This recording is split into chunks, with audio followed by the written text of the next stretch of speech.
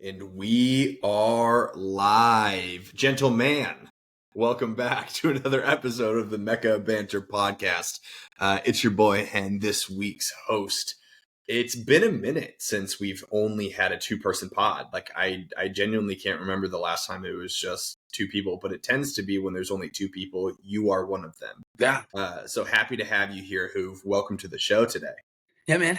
Always a good time. Always happy to be here. You'd think with Tottenham not playing that my international break would have been nice and relaxing, and I could have just, and it was, to be totally fair, because I don't have many expectations around the rest of my squads either. But yeah, man, I'm just deciding and accepting the fact that I'm never gonna win anything other than like a Gold Cup or like a CONCACAF Nations League, which we lost this window. So yeah, I think I'm just in soccer fan purgatory, but some guys do this for their entire lives. So, it is what it is. So just accept it now and we'll move on from it. We'll enjoy the good times. Yeah, and you know what? And as of right now, you are doing it for your entire life. So it's been that way. But as Hoover mentioned, it is international break in the world's game of footy. International break sucks, man. It's just the worst. It's a couple of years ago, they started making these Nations League things to try to make the international friendlies more competitive. Those guys don't need more minutes in the legs, but it just. There was once a time that I was glued to the TV watching all these games, and right now international break just sucks. So I watched 20 minutes of Mali today, bro. You were in the trenches. I was in the trenches. Basuma was playing the 10. Like that was what my afternoon looked like until England came on, and then again, equally not as fun of a watch. So yeah. Just brutal, just absolutely brutal. But before we go any further, we have to give a special shout out. It is Nick Hayflinger's birthday, ladies and gentlemen. Hayfy4 on Twitter. Show him some love. The OG member of the Mecca of Banter podcast. Wishing you all the best, brother. And if we're going to talk about Nick Hayflinger, we got to talk about absolute clamps on defense in the Mecca Footy League. Another great performance out of him in the back, holding it down in center back. Where would we be without Nick Hayflinger? Now, I'll tell you, we learned where we are without Nate Griffin this week. Not good, ladies and gentlemen. It was a 3-3 tie. A little suspect 3-3 tie, if I may say so. But extremely suspect. I think that's underselling it. We had those guys on strings, and it really was just a few unfortunate deflections and some really poor refereeing, but it's Veta, lads. That's what you're going to get. It is what it is. And in case you were wondering, the answer is no. If you slide tackle someone from behind an outdoor, you do not get sent off. So I think Hoover's nursing a black eye over there from from getting flailed on and getting punched in the face yesterday. Flailing, trailing arm to the face. Not 15 seconds later, slide tackle from behind. Deserved yellow from the kid, shoved him straight back onto the ground. He deserved that too. But 2 yellows out of a slide tackle from behind in a league that you can't slide tackle at all. Typically that's a red in most worlds, but whatever. It's fine. You didn't break my ankles. We're good. Whatever. And it was hard to see who was playing wing back yesterday. Was it Trent Alexander-Hen out there? I'm not sure. Couple absolute balls. What'd you call yourself last week? Two glass Hoov, two glass Hoov, 3 glass Hoov. I'm 2 assist Hen out here. Yes. There's some build-up play straight out of the 2011 Barca team. So that's what I'm talking about. We're taking that away. I'm looking at that like we got 3 points. Those guys, I hope I never see them again. They're terrible. They're not good. And ladies and gentlemen, if you are tuning into this podcast hoping to hear some really positive takes on the U.S. men's national team in St. Louis City, you're at the wrong podcast. This is it's so funny. Like every week when we talk about the agenda and what we're going to talk about, we went into this one just being like, this is miserable. Like, we're just going to complain for 30 minutes. Like, this is bad. We've got one, not many games to talk about, and two, the games that we cared about were terrible. Like, in every facet of the word. This is really just going to be a bowl session. Yeah, so we're going to start off with St. Louis City. We suffered not only our first conceding of a goal all season, but we also suffered our first loss all season to none other than Bradley Carnell in a heavily rotated Philadelphia Union, because half of their starting 11 were away at international break. So if you're a betting man, not saying that we are, but if you are a betting man, this would have been the game to hammer the money line for St. Louis to take advantage of this game. We're only missing Berkey and Totland. And I'll tell you what, it was one of the worst games I've watched. It gave me very much like the 3-4 weeks before Carnell got fired vibes, where, I mean, quite literally, I think I tweeted at the halftime break that I wanted to see a statistic of how many passes forwards we actually completed, because I swear to you that the whole first half, the only passes we completed was a flick on from Simon, and then backwards passes. We did not connect anything moving forward, so it was a miserable watch. I conveniently got to see the first 10 minutes of the game, which included 4 long throw-ins from Philadelphia, a goal on a corner kick, and yeah, zero movement forward at all. Like, and it's weird because, like you said, we weren't rotated. Like, this was I liked the starting lineup given the injuries that we have. Who else is going to be out right other than Watts? I think we're going to start to hopefully see some rotation in the back three. That one, I revert a lot of what I, didn't get to see the entire game. So, take that with a grain of salt. But I did catch up on highlights. I checked stats and read a bunch about it. But something in the back three's got to change. And it's, unfortunately, Kyle Hiebert's kind of the odd man out. And he's done well. And I think everyone can agree that he's done well. But I think everyone can also agree that he's not great with the ball, moving the ball, progressing the ball, good defender, love that.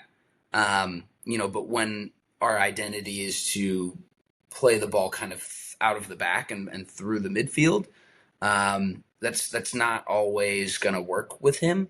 But it sounds like we didn't really even just kind of dump balls up to our target men either. This one was weird, I think, with the substitutions, the substitution timing. Couldn't get a hold of the game to save our lives. I'm frankly glad that I did not watch this one. I probably would have been fuming. Yeah, we texted Hoover during the game just saying, hey man, if you were going to miss a game, you chose the right one to miss.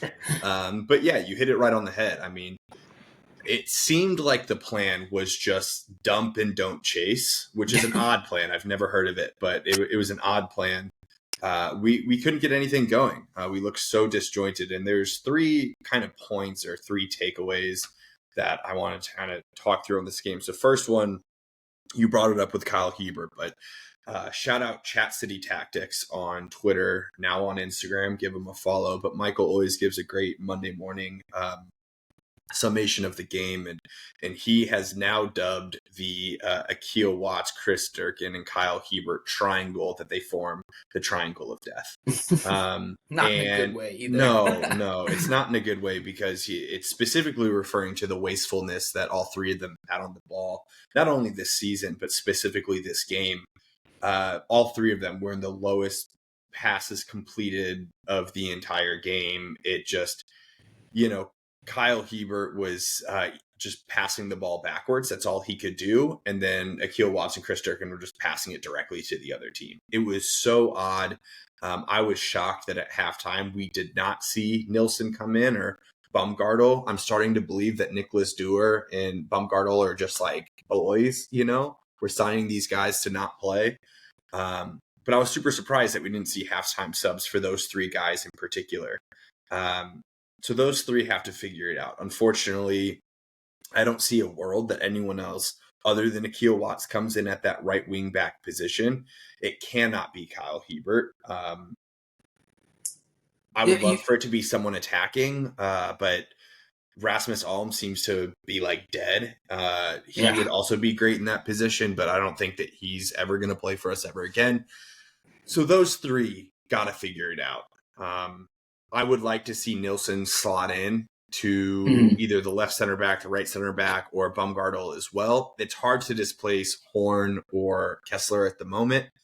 Both of them had really solid defensive games. I'll give them that. I'd be okay with Horn even on the left wing, and we saw him play 1 or 2 games. It's by no means dazzling, but I just trust a little bit more of his ball progression and ball playing ability out of Kyle. And then you can move Wallum to the right. Wallum's been good. He's not been spectacular, I don't think, but I don't think we need him to be in that role right now. And I think he's only going to grow into the team and get better. The one piece about Baumgartel, though, he did play 90 with City too.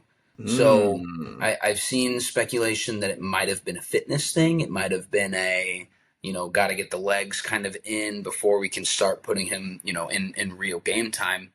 But that's got to be the hope, right? Yeah. Like we don't know anything about the guy, frankly. So would love to see that. He's got Bundesliga 2, hundreds of games. Like, you don't bring a guy over like that to not play him. And the Nicholas Dewar situation was weird, but he was way less proven in his career. So I'm hoping that it's a fitness thing. But I mean, and it's it kind of comes down to Olaf too. I know last week we were singing his praises, and we're 5 games in, which I think is very important to reiterate that we've got a 5-game stretch of what we can judge him on.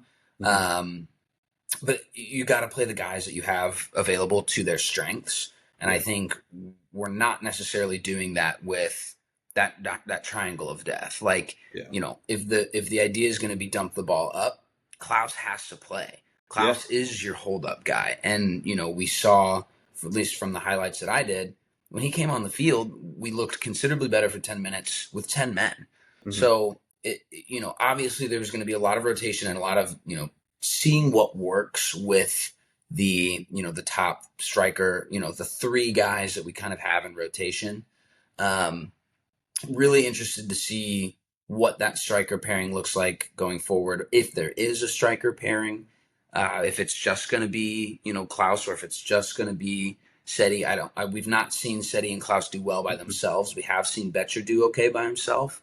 But the other guys need to be able to work off of people. So, it's all obviously, 5 games in, we're in a decent spot on the table. We've got, a solid trajectory. We've let the least amount of goals in the league. There's a lot of really good things to hold on to here. So we're definitely not at panic situation. Yeah, definitely.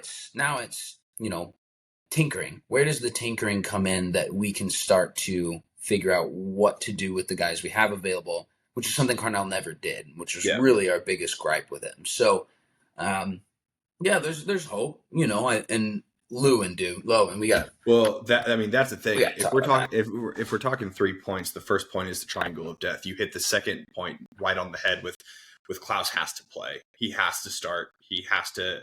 And the thing is, with Simon Betcher, man, like it's so hard for me to take him out of the starting lineup because he's a dog. He makes so many things happen.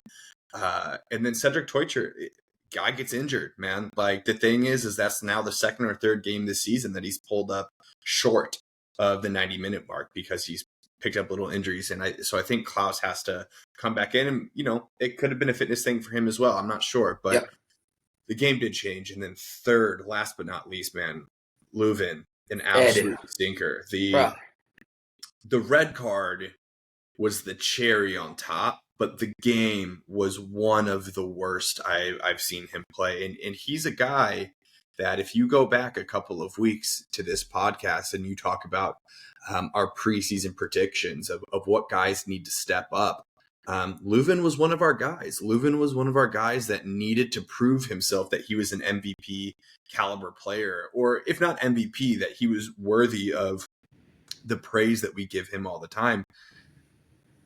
He was off it the entire game. Passes were wayward. He looked completely out of the game. And and it was just emphasized with the exclamation point of a second yellow for kicking the ball away. When we saw it, man, it was so disappointing to see, because he was also literally about to get subbed off. Like, Morales was at the halfway line, ready to get subbed off, and he chose to kick the ball away, which is just ridiculous. And someone put it, it was kind of circulating through Twitter, and I don't want to like harp too much on it, but people were talking about how it was surprising when Marcel Hartl got the armband instead of Leuven in Berkey's absence. And this is just a microcosm of the decision making that you just can't do as a captain. You cannot do that as a leader. So 66 minutes in, we go down to 10 men, and he was on the field probably 20-ish minutes too long. At that point, it just wasn't good. So, you mentioned that squad rotation as we head into Austin this upcoming weekend. That's going to be a forced change. Now, what Olaf chooses to do in that situation, I'm not sure. But we know that we won't have Leuven. My guess is we'll see either Allstruck or Morales in there. I'm not sure which, but there's going to have to be some things that we do differently. So I'd be okay seeing both. Let's totally let's make it. Let's shift some things. And also, like I'll just throw a rogue shout in there. Seeing Chris Durkin at a right wing back wouldn't be the craziest thing in the world, because when he was at DC United and when he was overseas, he was playing like pretty significant minutes at right midfield, drifting out wide quite a bit. And we already saw him play 1 or 2 games last year at center back. We know that he can win those duels. So I wouldn't mind seeing a right wing back Chris Durkin feature, but my guess is it's going to be Akil Watts again. So it just wasn't a good game, man. No, and the stats don't tell you everything, but 0.12 xG tells you a lot, just with chances and availability and what you've got, touches in the box. I mean, everything was just poor. The 2 highlights, I think I will say, outside of Kessler, who is forever locked in this season as our starting center back, the number one, no question. I don't think anyone can doubt he will be the center back going forward. The number one, easy. Ben Lunt played great again. Ben Lunt stood on his head. I think he had 8 saves. And we've mentioned this again on the podcast too.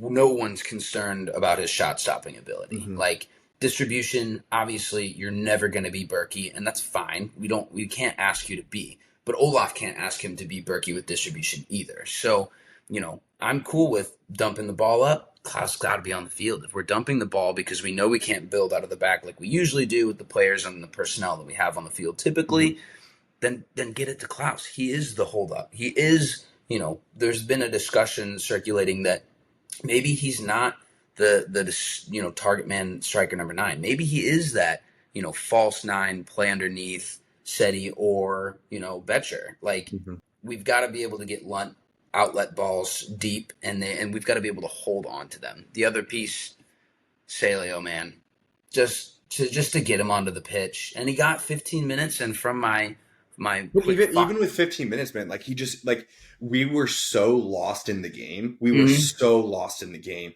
that you hardly saw him touch the ball. I mean, people were crying out and have been crying out all season for him to come on the field because, everyone loves him so much. But when he came onto the field, he played as a striker, couldn't find the ball at all. And, fuck it. Maybe throw him on the left wing back and put Wallum on the right wing back. I don't know. But we got to see something. Michael, Chat City would choke you out for that take, but I know I'm in. I don't care.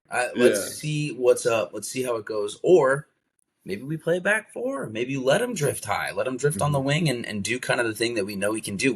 We've mentioned this, and it was a big topic of conversation when we signed another German at the beginning of the season.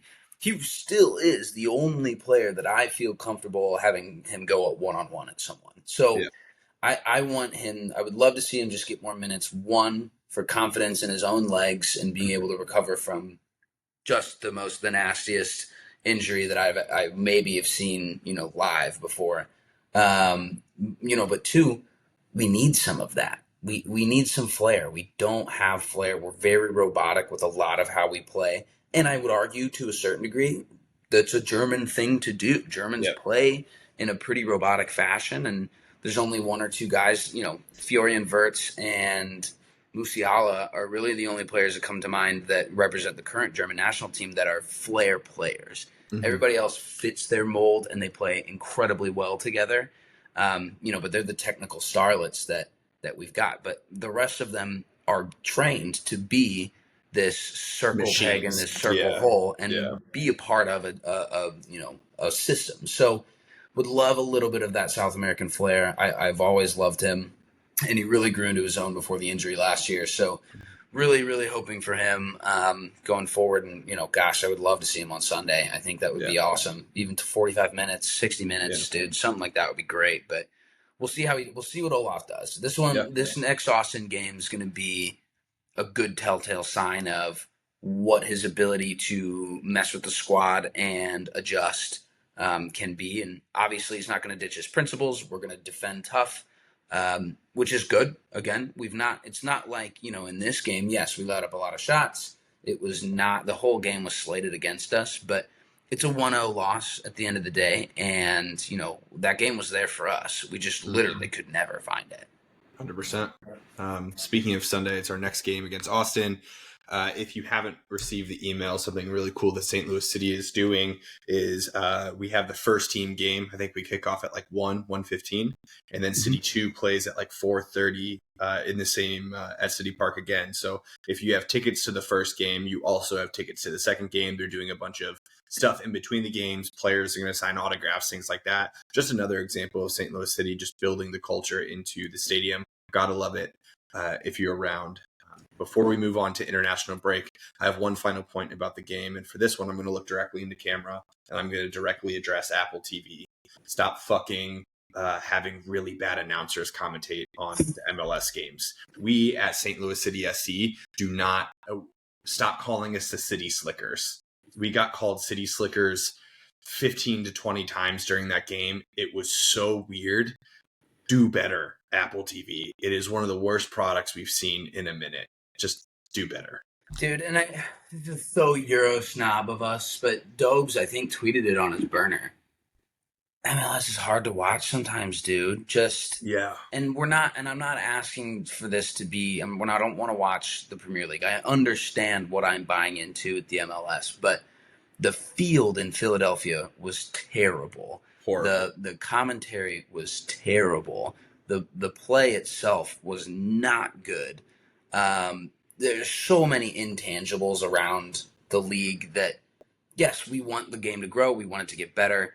But the on-field production, I think, is trending in the right direction. But everything else, the coverage, the commentators, the pundits we have, there's not many of them that I really like or can relate to or think it's so weird. Think they know ball. Like, seriously, when Taylor Twellman's your top commentator, we're not setting ourselves up for an amazing, group staff every time we take the pitch. And there's a ton of games. I understand you got a lot of commentators. There's a ton of games. There's a ton of teams.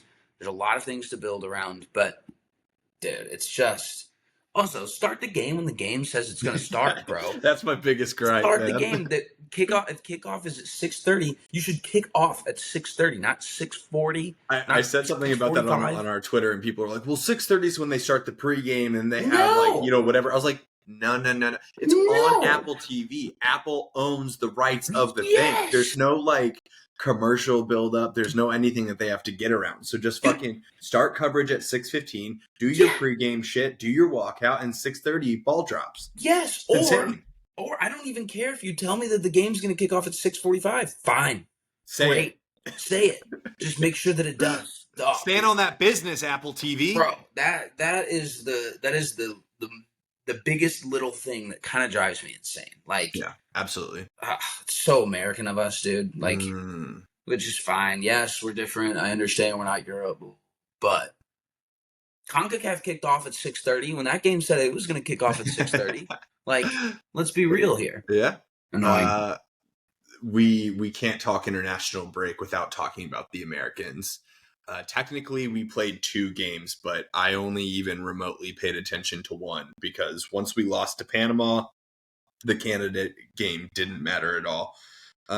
Hoover, I want to hear your thoughts on this game. One, because I know that, we're diehard U.S. men's national team fans. We want to see us succeed, but we're getting into this repetitive cycle of just fucking floundering in moments where we need to rise above. And I need to hear your thoughts on this game.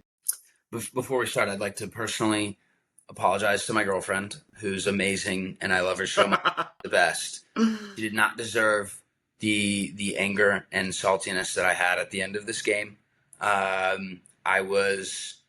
This was always a possibility, but for some reason in my mind, never even contemplated that we'd lose to Panama.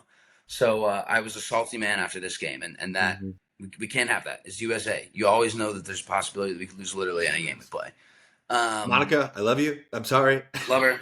She's amazing. We're good, but man, I was so salty again. Like, I feel like every time I'm on this podcast, I'm just complaining about something, because I typically am, because I support Tottenham. It is what it is. I get it, but I don't like being that guy. I like being excited and fun, and I never get any opportunities. Even if we won this game 1-0, I'm not going to feel amazing about it. Yeah. Like, the big one with this, one, we know that this group in themselves, outside of, if you want to call getting out of the group, in the World Cup a achievement, okay. I'm okay with agreeing that was an achievement.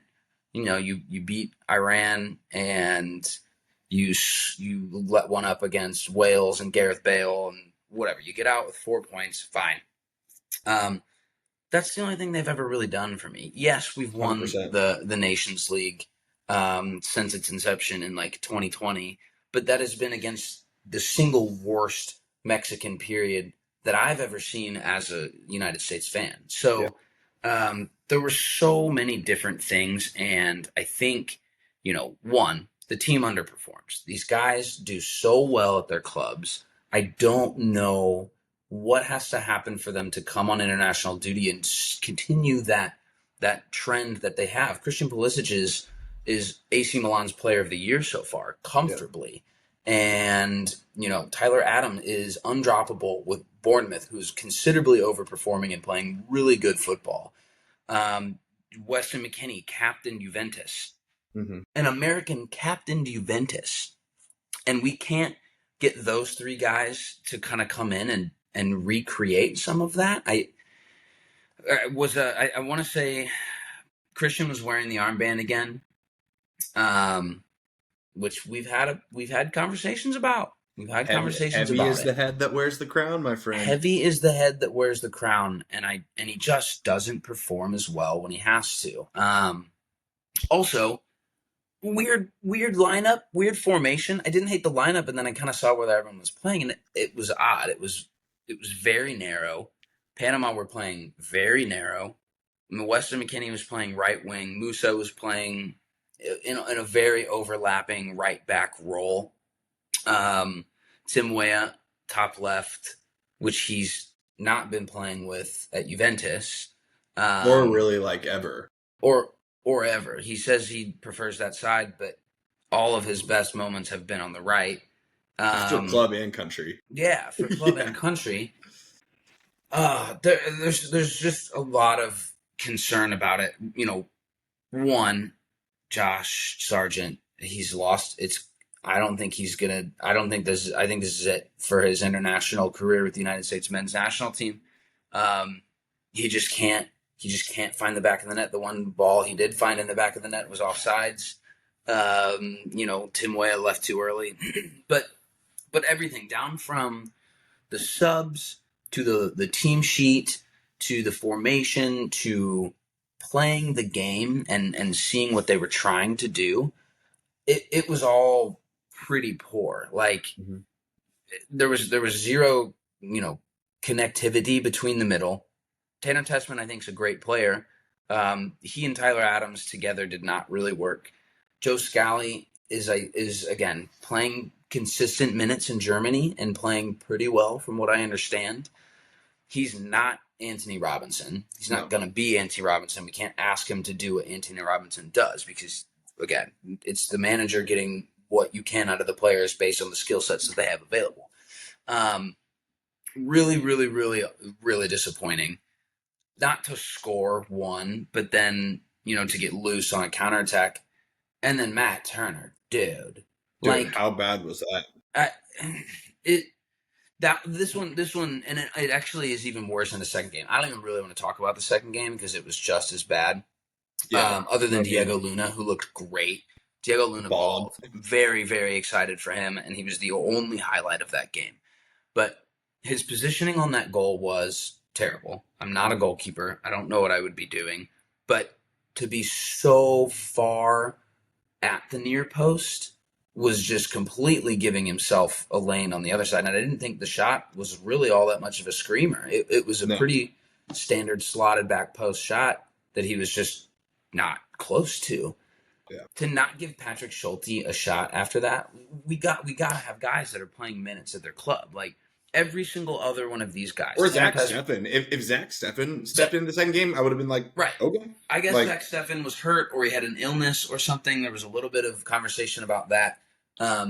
Yeah, but to not have somebody else kind of come in and at least give a shot in the third place game was really disappointing. And that's poor management. Like, you can't look at what Matt did all game and be like, oh, yeah, he's definitely still number one. He's not even playing for Crystal Palace. He played 4 games in the Cup this year, and he played okay, I think, in those Cup games. But, like, that's what we're using to base this off of. So it's weird to be annoyed with Pochettino, but, like, 68th minute, we subbed in Jack McGlynn for Tanner Tessman.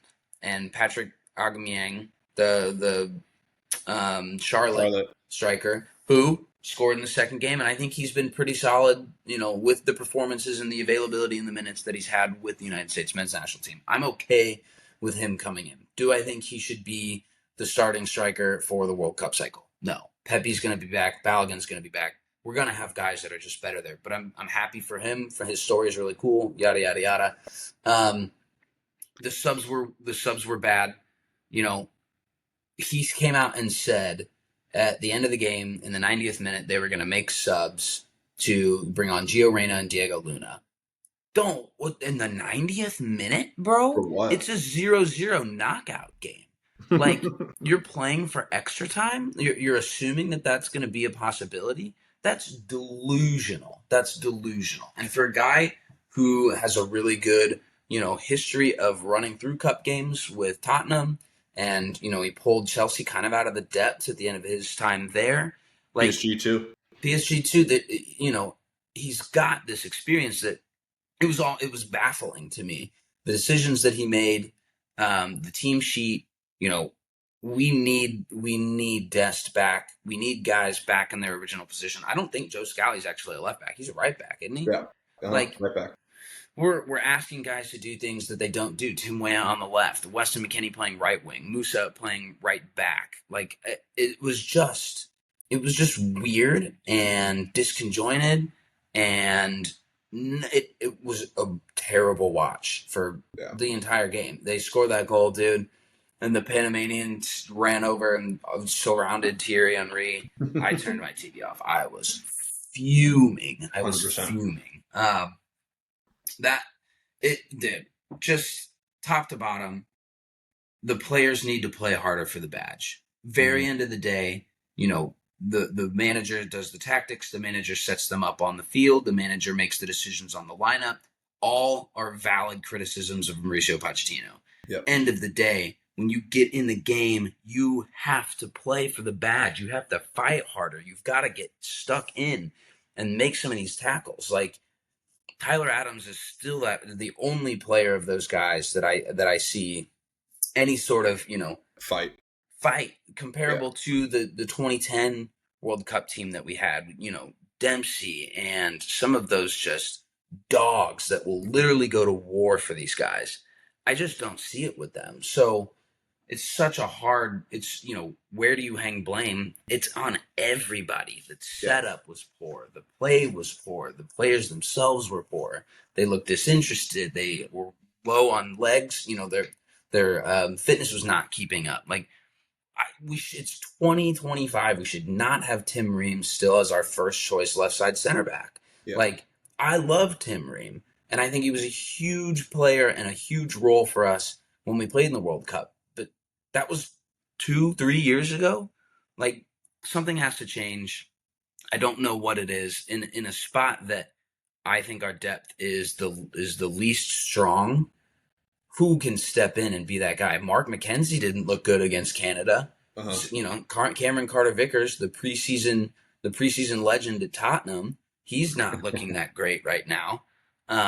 It's all just really aggravating. That's what's so concerning. Where you look at a couple of these positions, center back being one of them, striker being another one, that there also doesn't really seem to be too much talent coming through the ranks either. No. There is a guy who's playing in Germany right now. Forgive me, I don't remember his name. Noah Banks. Noah Banks. He's 18 years old. He's getting some shouts. That really seems to be like one of the only prospects we're hearing about on the back line that's actually putting in some reps. Yeah. There's that guy that played left back that plays for Columbus in the Canada game. He's out there, but you got Jedi Robinson whenever he's fully fit out there, but the center backs, there's just nothing. I also think that in the striker's position, how long have we been fucking talking about a striker for the U.S. men's national team? It's a little bit of the graveyard shift. We're not creating a lot of chances for the striker. It's not like Sargent is blowing chances right, left, and center, or Pepe's missing chances right, left, and center when he's not broken in his knee. Like, we just don't create a lot for our strikers. It's kind of like Manchester United. Like, we just don't create a lot for our strikers. So it's kind of a graveyard shift. But, for as much talent as we have and kind of like our starting 9 out of 11 slots, there's just such a drop off when you get there. But at the same time, man, you have guys like you shouted him out, Diego Luna, when he came on. He's such a different player than what we have. The closest player, I think, the closest comp is Gio Reyna in the sense of how they carry the ball, the creativity. But Gio can't stay healthy. He can't play these minutes, man. Like, we need him to be able to do that, but he can't do it right now. And I just think that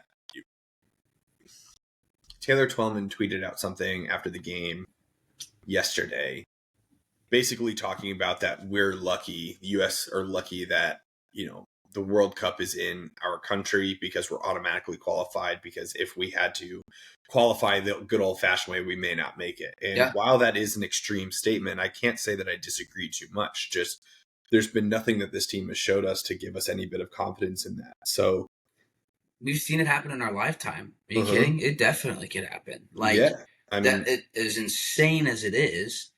I don't know if these guys go to Trinidad and Tobago and can pull out 3 points. Like, no, and that's the thing too, where it's like Pochettino, at least for the next year or two, is going to have to make some really tough decisions. Like, not everyone can do it in a U.S. men's national team shirt. You just named a couple of guys that are lighting it up for their club that can't do it for their country. It has to be the right blend of everything. But I think at some point you got to break up that core. Like, you can't have that all of those guys on the field at the same time, and you got to inject some other guys. Like, I mean, don't want to give him too many plaudits, but like this Quinn Sullivan kid, Kevin Sullivan's older brother, who's only 20 years old, he lit St. Louis up. He had flair, he was creative, he had all these things, super raw, not ready for the U.S. men's national team stage yet, but he's going to be chomping at the bits here in a little bit. And my guess is a Europe move isn't too far behind for him. So I think that we just got to start mixing it up a little bit more. And some of the core that we had penciled in may not be the core for a long time. There's also, I'm sure everyone saw that clip of the U.S. men's national team, like under 18s goalie that made that unbelievable like diving save in training, and everyone's like, put that guy in against Canada. But there are a couple of keepers coming through the ring. There's a guy that plays for Barcelona, Slonia, who is at Chelsea, who I don't even know where he is right now. I think he's injured at the current moment. Like, he's still in the system. So there's a couple of guys there, but Pochettino has some big decisions to make ahead of the World Cup. Yeah, and one more gripe about Mr. Pochettino, who we all know my thoughts. We all know. Everyone loves him. I love him. whatever. Seeing him coach that charity game the week before this, didn't love it. Did not love it. I did not like, one, that he was spending his time doing that in the first place. Obviously, charity, yes, I get it.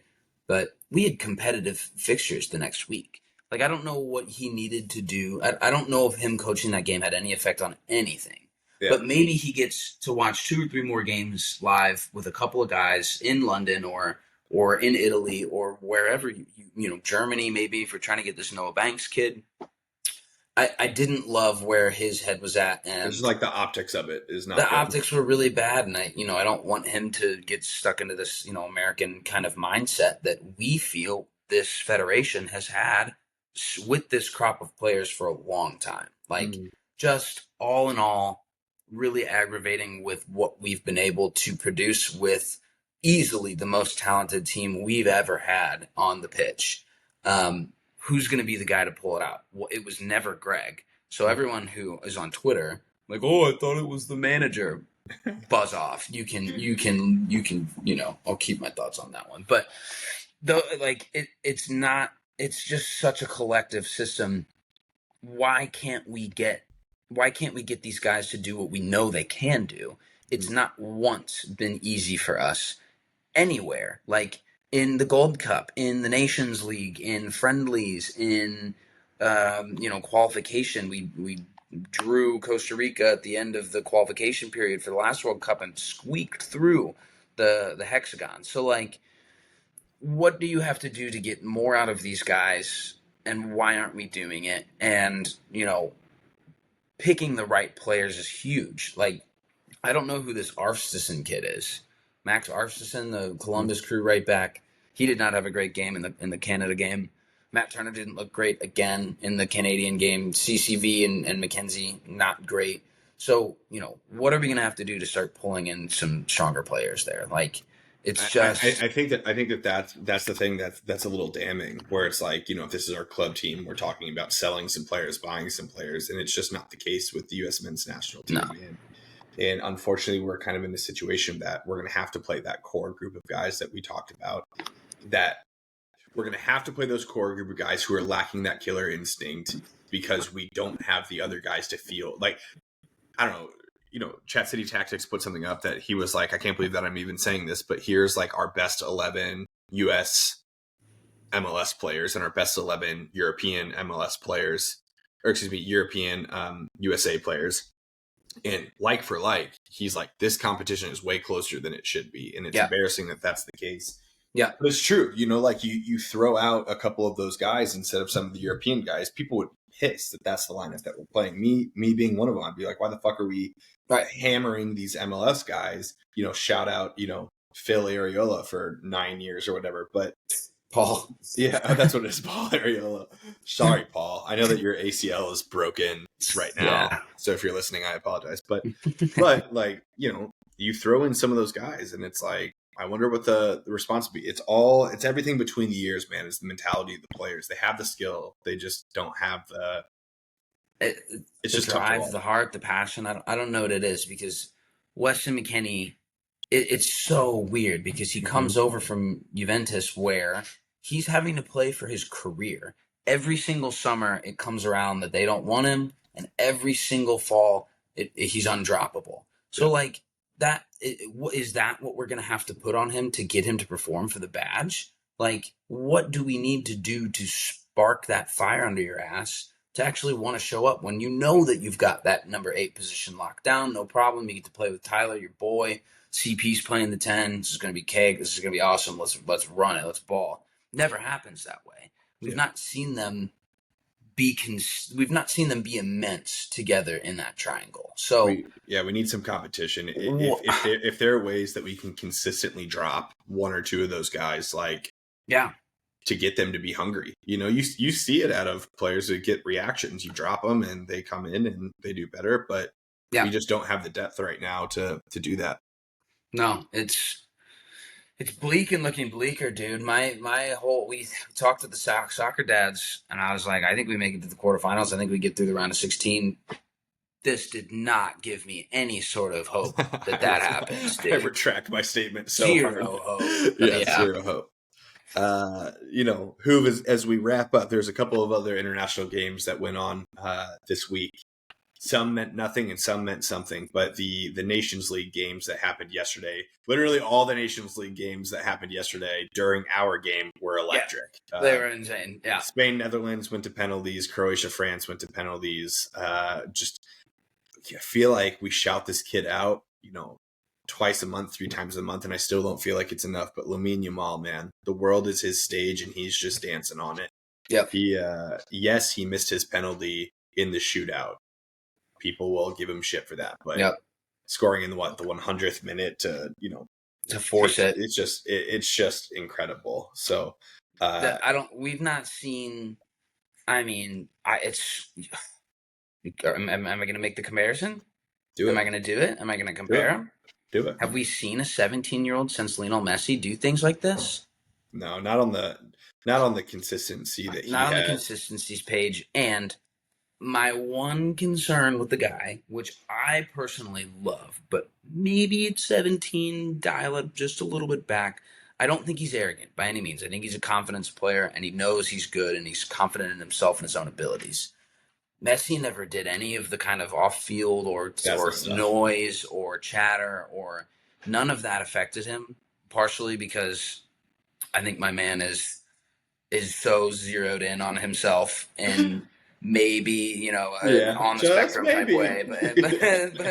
But like that's just never been a thought or concern. Like outside noise is not a thing that he's ever thought about.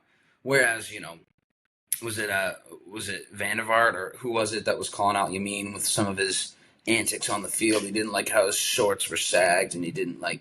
And he scores this goal and lowers his shorts and kind of walks to the corner. Like we said the same thing about Jude. Yep. Please, God, don't get bigger than your own head. Like just stay consistent, stay within the game, keep learning from the guys around you. Don't let your head balloon up over everything, and think that you're, this Mbappe type ego that we see, that he's not 100% backed up, but he's definitely grown into his own at Real Madrid. But just stay that one touch below the hothead level and keep balling. Let the play speak for yourself. You don't have to answer every criticism you get in media, but that's 100% different from when Messi was coming up. Times have changed. You see everything. Probably getting racist abuse and under Instagram posts and stuff. Like that's not something that a lot of these guys dealt with originally, or at least in the direct manner that we are seeing it now. So just delete the Instagram, dude. Just mute, just delete comments, remove comments, post a picture to celebrate with your buddies, have a good time, love the game, keep loving the game, but like.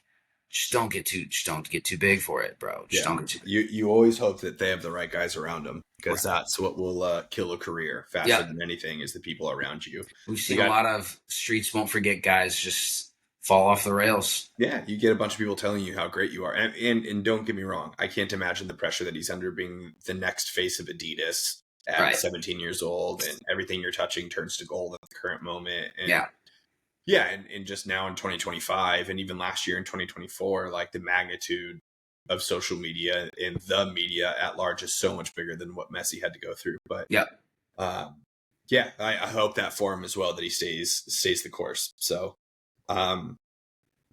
ladies and gentlemen, this has been a special international break edition of the Mecca of Banter podcast. We'll be back next week with some full coverage of the Premier League and our favorite teams back in action, as well as another St. Louis City game that we'll have to cover. So until then, what do we got next week? You got anything fun? Yeah, we got some fun stuff. I think is next week when you play Chelsea. Next Thursday. We don't play till April 3rd, which that's a big break. Totally cool with it. I don't think we don't get Prem till Sunday. No, we don't even have Premier League on Sunday till April 1st. Yeah, we've got midweek matches starting April 1st, Tuesday, Wednesday, Thursday next week, and then another full slate on the weekend. But we'll bring you some St. Louis City coverage and some Champions League look aheads. We'll definitely, everyone. I think we're all going to pick a game pick one of the other leagues, pick one Watch game, that. watch that game, and then everyone come in with some special thoughts on where we're at in the Italian league and whatnot. 100%. All right, lad. Well done tonight. Cheers. Yeah, man. Always a good time. We'll talk to you soon.